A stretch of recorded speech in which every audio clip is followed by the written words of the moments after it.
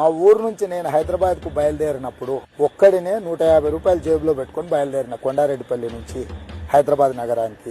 అక్కడి నుంచి ఇక్కడికి వచ్చిన ఇండిపెండెంట్ జడ్పీటీసీగా నేను గెలిచిన రోజు 2006లో ఎవరైనా ఊహించిందా నేనేమన్నా అయితా అని? ఇవన్నీ శ్రమ ప్రకృతి అనుకూలించి మీ అందరు సహకరిస్తే ఇక్కడికి వచ్చిన. నాకు కొత్తగా పోయేదేముంది? తెలంగాణ రాష్ట్రానికి 2వ ముఖ్యమంత్రిగా నేను బాధ్యతలు చేపట్టిన. చరిత్ర ఎంత కాలం ఉంటుందో, ఈ రాష్ట్రం ఎంత కాలం మనగడు ఉంటుందో, ఈ తెలంగాణ రాష్ట్రానికి 2వ ముఖ్యమంత్రి ఎవరయ్యా అంటే చంద్రశేఖరరావును ఓడించింది ఎవరయ్యా అని అంటే రేవంత్ రెడ్డి అని ఉంటుంది. చరిత్రలో శాశ్వతంగా నా పేరు అనేది నిలబడిపోతుంది. సో నేను ప్రజల కోసం పరితపించినంత కాలం, పార్టీని, క్యాడర్ను, లీడర్లను గౌరవించి కాపాడుకున్నంత కాలము నాకు ఈ అవకాశాలు ఉంటాయి. మీరందరూ ఊహించారు, ప్రకటిస్తారో లేదో, లేకపోతే ఎన్నో జరుగుతాయి, ఏమో జరుగుతుంది, ఎన్ని చేసినా రేవంత్ రెడ్డి కానే కాడని పెట్టుకట్టుకున్న వాళ్ళు కూడా ఉండరు కదా.